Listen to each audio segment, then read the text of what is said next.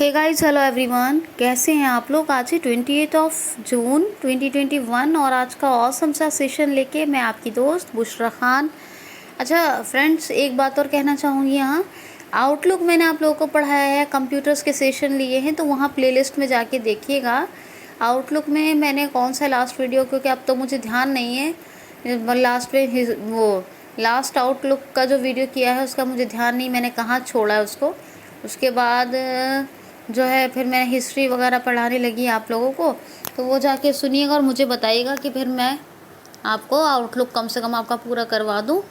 फिर क्योंकि फिर मैं कंप्यूटर के सेशन थोड़े कम लूँगी आउटलुक पूरा करवाने के बाद, क्योंकि रीज़न उसका ये है कि आपको जनरल स्टडीज़ का बहुत सा पढ़ाना है मुझे। और कल जो मैंने टेस्ट लिया है, मुझे उम्मीद है कि ये लोग बहुत हैप्पी होंगे जो दे पाए हैं, जो नहीं दे पाए हैं वो भी अपने इम्प्रूवमेंट के लिए मुझे उम्मीद है कि अगली बार ज़रूर उसमें इनरोल्ड होंगे। तो खैर, आप क्यूसीएल को ज़रूर सब्सक्राइब कर लें, जिससे कि आप लोगों को कंप्लीट कंटेंट मिलता रहे, और न्यू अपडेट्स और नोटिफिकेशन के लिए बेल आइकन को हिट कर लें। और दूसरी बात यह है कि हर वीडियो को जो भी मेरे द्वारा भेजे जाते हैं, मैं अपने व्यूवर्स से रिक्वेस्ट करूँगी कि कंप्लीट सुने, जिससे कि आपको कंप्लीट बेनिफिट हो। जो मैं घंटों की मेहनत के बाद जो आपको क्वालिटी भेजती हूँ, वो क्वालिटी आप लोगों को पूरा उसका बेनिफिट मिले, पूरी आपको मिले, इसीलिए उसको ध्यान से सुने। तो चलिए फर्स्ट क्वेश्चन लेते हैं।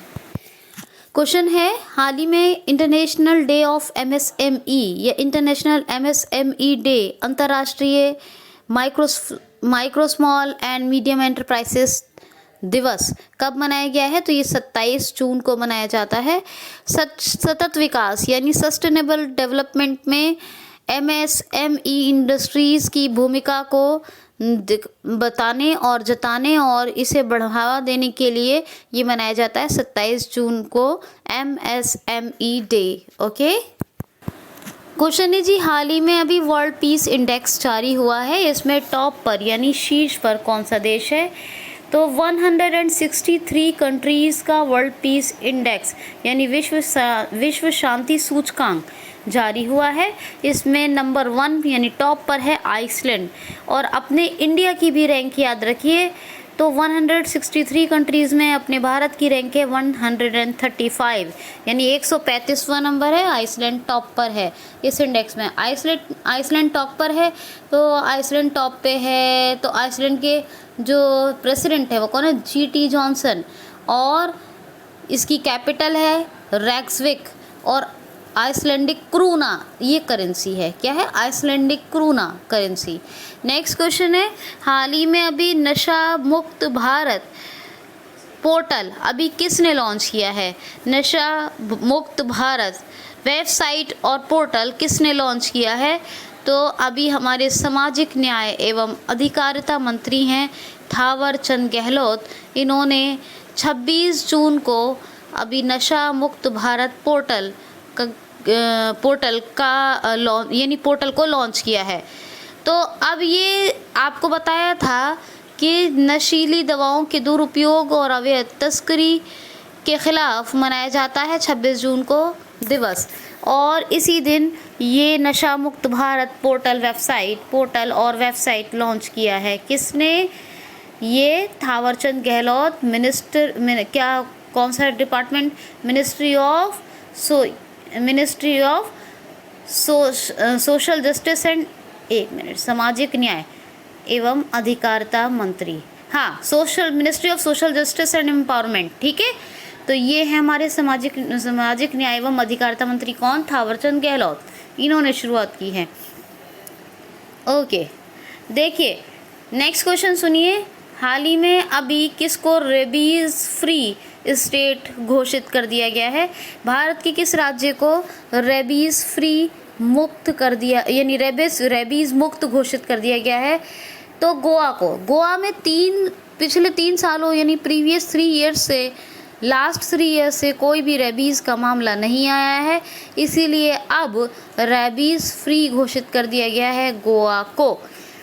गोवा की बात है, पणजी कैपिटल है, प्रमोद सावंत चीफ मिनिस्टर हैं, और गवर्नर कौन है? गवर्नर आपको बहुत बार बताया मैंने कौन है? तो आप मुझे बताइए, भगत सिंह कोश्यारी, ठीक है। तो खैर चलिए, गोवा की बात करें, doctor Salim Ali bird sanctuary है यहाँ। और अगर पूछा जाए doctor Salim Ali national park कहाँ है, तो वो जम्मू एंड कश्मीर में है। डॉक्टर सलीम अली बहुत बड़े पक्षी भाषाओं के ज्ञाता थे, यानी बहुत अच्छा नॉलेज रखते थे जो बर्ड की लैंग्वेज है उसको समझने के लिए, और ये बहुत फेमस हैं। तो doctor Salim Ali national park Jammu and Kashmir and doctor Salim Ali पक्षी विहार यानी बर्ड सेंचुरी गोवा में है। कोट्टेगांव और बोंडा वाइल्ड लाइफ सेंचुरीज़ ये भी गोवा में है। और मोलम नेशनल पार्क, और इसी को कहते हैं भगवान महावीर नेशनल पार्क, ये भी गोवा में है। गोवा में 2 योजनाएं रिसेंटली चल रही हैं, एक तो है यशस्वनी योजना, कौन सी, यशस्वनी, और दूसरी स्वास्थ्य सखी। दूसरी कौन सी है, स्वास्थ्य सखी। गोवा की बात करें, गोवा मुक्ति दिवस 19 दिसंबर को मनाया गया है। कौन सा, गोवा लिबरेशन डे। और दूसरा मनाया गया है गोवा स्थापना दिवस, हर बार मनाया जाता है 19 दिसंबर को गोवा मुक्ति दिवस। और गोवा स्थापना दिवस यानी गोवा एस्टैब्लिशमेंट डे, तो वो मनाया जाता है 30 मई को। तो इतना आप एटलीस्ट याद रखेंगे, है ना। तो याद रखिएगा, भगत सिंह कोश्यारी ही संभाल रहे हैं गोवा को, ठीक है। आगे चलते हैं। क्वेश्चन है, हाल ही में किसने मैसेजिंग एप्लीकेशन वेकर का अधिग्रहण कर लिया है। हाल ही में किसने मैसेजिंग एप्लीकेशन वेकर का अधिग्रहण कर लिया है, तो अमेज़न वेब सर्विसेज, इसको शॉर्ट में कहते हैं AWS। तो AWS ने अभी एक मैसेजिंग एप्लीकेशन है वेकर, उसका अधिग्रहण कर लिया है। नेक्स्ट क्वेश्चन है, हाल ही में अभी स्टार्टअप पारिस्थितिकी तंत्र को मजबूत बनाने के लिए किस राज्य ने यूनाइटेड किंगडम यानी UK के साथ समझौता किया है। तो स्टार्टअप पारिस्थितिकी तंत्र को मजबूत बनाने के लिए अभी महाराष्ट्र ने यूनाइटेड किंगडम यानी UK के साथ एक समझौता कर लिया है। एक समझौता किया है महाराष्ट्र ने UK के साथ, UK के साथ तो किया है, लेकिन किसके लिए, स्टार्टअप पारिस्थितिकी तंत्र को मजबूत बनाने के लिए। एक बुक बता रही हूँ जो बताती हूँ आपको, Shivaji in South Block the unwritten history of a proud people. इसको जर्नलिस्ट गिरीश कुबेर ने लिखा है। ये हिस्ट्री ऑफ महाराष्ट्र पे लिखी हुई बुक है। महाराष्ट्र में महाशरद मंच ये विकलांगों के लिए लॉन्च हुआ था। महाराष्ट्र में मेरा परिवार मेरी जिम्मेदारी अभियान चल रहा है, मी अन्नपूर्णा पहल चल रही है, प्रोजेक्ट प्लैटिना चल रहा है, और मेरा मास्क मेरी सुरक्षा अभियान भी चल रहा है। महाराष्ट्र की लोनार झील बहुत फेमस है, पूछी भी जाती है एग्जाम्स में। महाराष्ट्र का एक डांस बहुत फेमस है, लावड़ी डांस, लावड़ी नृत्य। महाराष्ट्र की कैपिटल मुंबई है। भगत सिंह कोश्यारी आपको बताया था, राज्यपाल हैं, बताती रहती हूँ। उद्धव ठाकरे चीफ मिनिस्टर हैं। दीपांकर दत्ता कौन है, वो chief justice of Bombay high court हैं। नवेगांव, गुगमल और संजय गांधी ये नेशनल पार्क हैं। संजय MP में है और संजय गांधी महाराष्ट्र में है, याद रखना। और एक बात और बता दूं, जो राज्य में बताती जाती हूँ रोज़ाना उनके चीफ जस्टिस, क्योंकि चीफ जस्टिस मैंने सब करवा दिए हैं, वीडियो बना दिया इस पर, तो उनको रिवाइज करते रहा कीजिए, ठीक है। तो ये आप याद रखिएगा, मुझे उम्मीद है कि आपको याद रहेगा। नेक्स्ट क्वेश्चन है, कोरोना की फैमिली के सभी वेरिएंट, सभी वायरस से, जितने भी खतरनाक वेरिएंट हैं, जितने भी खतरनाक वायरस हैं, सबसे लड़ने के लिए किस देश ने एक वैक्सीन बना ली है। हाल ही में अभी किस देश ने कोरोना फैमिली के सभी खतरनाक वायरस से लड़ने के लिए एक वैक्सीन बना ली है, एक वैक्सीन बनाई है जो कोरोना के जितने भी वेरिएंट हैं, कोरोना के जितने भी वायरस हैं खतरनाक, उन सभी खतरनाक वायरस, सभी वेरिएंट से वो वैक्सीन लड़ सकती है। इतनी इफ़ेक्टिव है, इतनी प्रभावी है। तो ये बनाई है अमेरिका ने। किसने बनाई है? अमेरिका ने। जी हाँ, अमेरिका के पास अब ऐसी वैक्सीन बन गई कि कोरोना का कोई भी वेरिएंट आएगा वो नुकसान नहीं पहुंचा सकता, क्योंकि वो वैक्सीन उससे लड़ेगी। अमेरिका के प्रेसिडेंट कौन है? जो बाइडन। वाइस प्रेसिडेंट है कमला हैरिस। जो बाइडन प्रेसिडेंट ऑफ अमेरिका ने 2 बुकें लिखी हैं। कौन सी 2 बुक्स हैं? Promise we dad, promise to keep. और वाइस प्रेसिडेंट ऑफ US ने कौन सी बुक्स लिखी हैं? कमला हैरिस ने तो super heroes are everywhere, truth be hold और एक स्मार्ट ऑन क्राइम। ठीक है, तो ये बात याद रखिएगा, ये तीनों बुक्स इनकी हैं। अमेरिका ने राष्ट्रीय स्मारक बिल लाया कि कोई भी किसी अगर इमारत को, किसी भी सरकारी इमारत को क्षति पहुंचाता है उसको जुर्माना या सज़ा हो सकती है। अमेरिका ने WHO से ऑफिशियली रिलेशन ख़त्म कर लिया, यानी अपना रिश्ता ख़त्म कर लिया। और अमेरिका ने ओपन स्काई ट्रीटी को भी छोड़ दिया है। तो ये बातें आप याद रखेंगे। ठीक है, क्वेश्चन है जी, हाल ही में अभी सौरभ चौधरी और मन्नू भाकर ने ISSF वर्ल्ड कप में कौन सा मेडल जीत लिया है या कौन सा पदक जीत लिया है? तो ब्रास मेडल है, यानी कांस्य पदक है।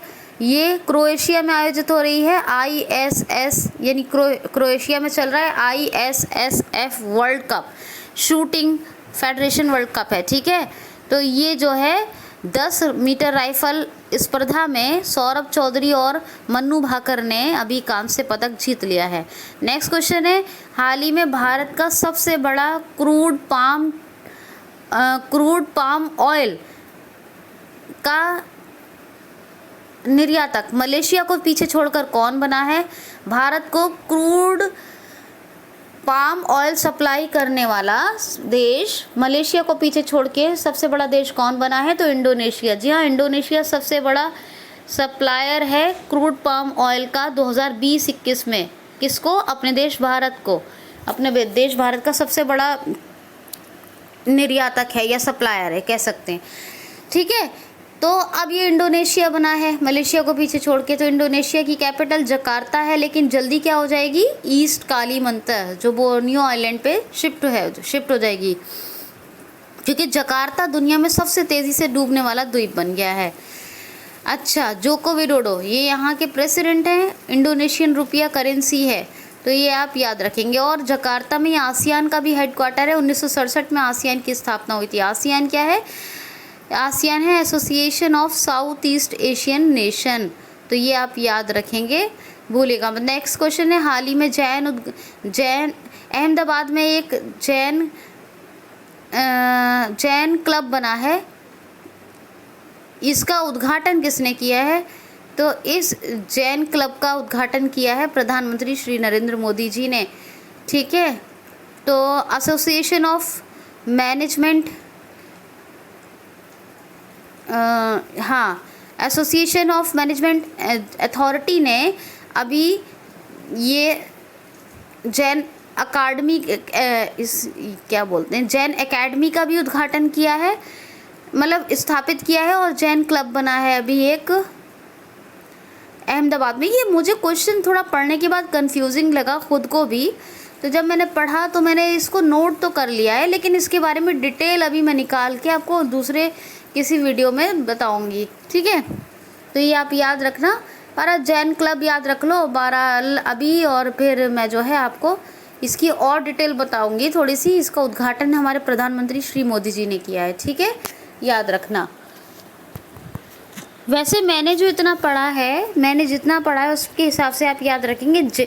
ये क्लब नहीं, जैन गार्डन पढ़ा था, सॉरी, क्लब धोखे से बोल दिया, हाँ वो हो जाता है कभी कभी। तो जैन क्लब नहीं, जैन गार्डन।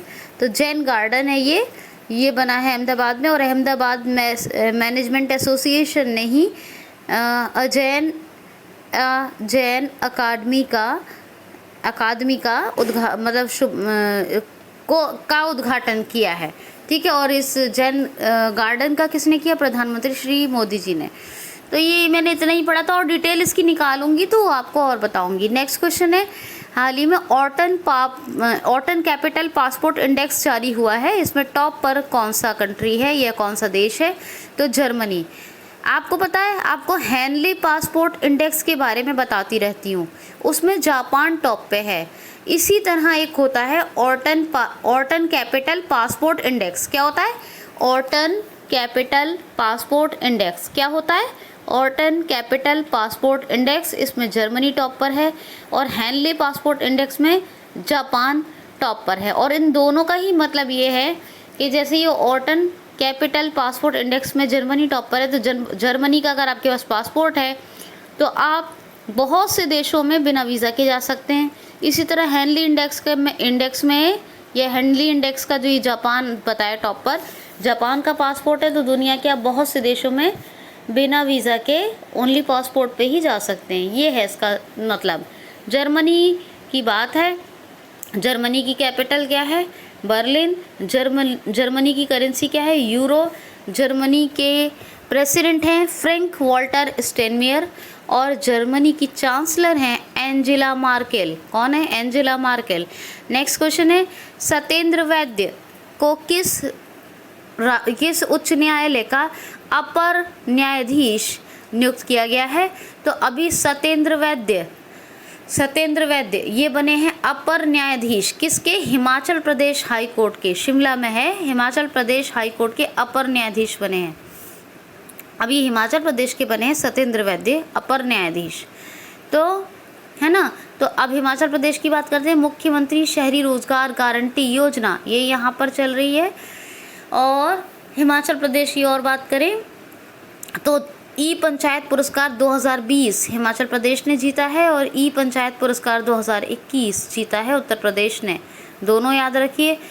हिमाचल प्रदेश की बात करूं तो पिन वैली, खीरगंगा और ग्रेट हिमालयन ये नेशनल पार्क हैं। कैपिटल हिमाचल प्रदेश की है शिमला और बंडारू दत्तात्रेय ये गवर्नर है हिमाचल प्रदेश के और जयराम ठाकुर ये चीफ मिनिस्टर हैं। कौन है? जयराम ठाकुर। तो आप इतना याद रखेंगे, ठीक।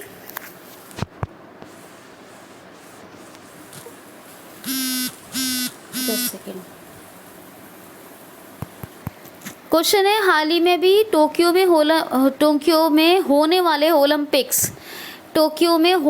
ओलंपिक में गोल्ड मेडल जीतने वाले एथलीट्स को किस राज्य सरकार ने 3 करोड़ रुपए देने की घोषणा की है? टोक्यो ओलंपिक में गोल्ड मेडल जीतने वाले एथलीट्स को किस राज्य सरकार ने 3 करोड़ रुपए देने की घोषणा की है? तो तमिलनाडु राज्य सरकार ने। तमिलनाडु ने कहा है जो एथलीट्स गोल्ड जीतेंगे यानी गोल्ड मेडल जीतेंगे टोक्यो ओलंपिक में उस एथलीट को 3 करोड़ रुपए दिए जाएंगे। जो सिल्वर मेडल जीतेगा उसको 2 करोड़ रुपए दिए जाएंगे और जो कांस्य पदक यानी ब्रॉन्ज मेडल जीतेगा तो उसको क्या 1 करोड़ रुपए दिए जाएंगे उस एथलीट को। यानी गोल्ड मेडल जीतने वाले को, ये स्वर्ण पदक जीतने वाले को 3 करोड़, सिल्वर मेडल यानी रजत पदक जीतने वाले को 2 करोड़, ब्रॉन्ज मेडल यानी कांस्य पदक जीतने वाले को 1 करोड़। ऐसी घोषणा की है तमिलनाडु राज्य सरकार ने। तमिलनाडु ने जैसी घोषणा की है, इससे पहले मैंने आपको बताया था हरियाणा राज्य सरकार ने भी ऐसी घोषणा की थी कि टोक्यो ओलंपिक में जीतने वाले एथलीट्स को क्या मिलेगा? 6 करोड़ रुपए जीतने वाले को मिलेंगे जो गोल्ड मेडल प्राप्त करेंगे। अब तमिलनाडु की बात है तो इंडिया में ऑर्गन डोनेशन के मामले में नंबर 1 है और फिश प्रोडक्शन के मामले में भी तमिलनाडु नंबर 1 है। भारत का पहला हल्दी अनुसंधान संस्थान खुल रहा है तमिलनाडु में। कैपिटल चेन्नई है तमिलनाडु की और मयिलादुथुराई ये यहाँ का 51वां ज़िला बना है। और एक बात और, जितनों में मलाई लगा है कोई भी नेशनल पार्क में तो समझ जाइए तमिलनाडु में है। M.K. स्टालिन चीफ मिनिस्टर हैं, बनवारी लाल पुरोहित गवर्नर हैं। नेक्स्ट क्वेश्चन है, प्रदीप सिंह दीवाना को किस देश में, ये क्वेश्चन ऐसे लेते हैं, प्रदीप सिंह दीवाना किस देश में जज बनने वाले पहले भारतीय बने हैं? किस देश में प्रदीप सिंह दीवाना जज बनने वाले पहले भारतीय बने हैं? तो ऑस्ट्रेलिया में एज ए जज अपॉइंट हुए हैं। ये ऑस्ट्रेलिया में एज ए जज नियुक्त किया गया है प्रदीप सिंह दीवाना को और ये पहले भारतीय हैं जिनको एज ए जज अपॉइंट किया गया है ऑस्ट्रेलिया में। कैपिटल है कैनबरा, करेंसी है ऑस्ट्रेलियन डॉलर, स्कॉट मॉरिसन है प्राइम मिनिस्टर। और लास्ट क्वेश्चन है आज का, हाल ही में अभी कोर्टन खेलों में, ये वहाँ हो रहे हैं फिनलैंड में, कोर्टन खेलों में क्या नाम है इनका नाम है नीरज चोपड़ा। सौरभ और उनका तो बता दिया आपको, सौरभ और मनु भाकर का तो बता दिया, सौरभ चौधरी और मनु भाकर का। ये दूसरा क्वेश्चन ले रही हूँ। हाल ही में वो कौन से थे, वो उसमें था ISSF में जो क्रोएशिया में हो रही है। ये कहाँ, ये कोटम खेलों में, ये कहाँ हो रहे हैं, तो ये ऐसे लेती हूँ क्वेश्चन। फिनलैंड में होने वाले कोटन खेलों में अभी नीरज चोपड़ा ने कौन सा पदक जीता है। फिनलैंड में आयोजित होने वाले कोटन खेलों में अभी नीरज चोपड़ा ने कौन सा पदक जीता है।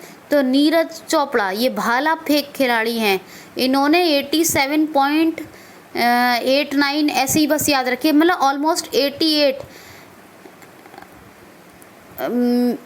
मीटर्स दूर, यानी कुछ कुल कहेंगे तो 1 किलोमीटर से कुछ कम, इतनी दूर भाला फेंक कर फिनलैंड के कोटन खेलों में जीत लिया है। फिनलैंड में, ठीक है, फिनलैंड के कोटन खेलों में जीत लिया है क्या, कांस्य पदक। क्या जीता है, ब्रॉन्ज मेडल। तो ब्रॉन्ज मेडल कोटन खेलों में, फिनलैंड के कोटन खेलों में जीतने वाले कौन बने हैं, नीरज चोपड़ा। क्या भाला फेंक खिलाड़ी हैं ये, ठीक है। अच्छा जी, तो ये था लास्ट क्वेश्चन। कैसा लगा आपको सेशन ज़रूर बताएं, अपना ख्याल रखें, खुश रहें। आज के लिए इतना ही। Thanks for watching.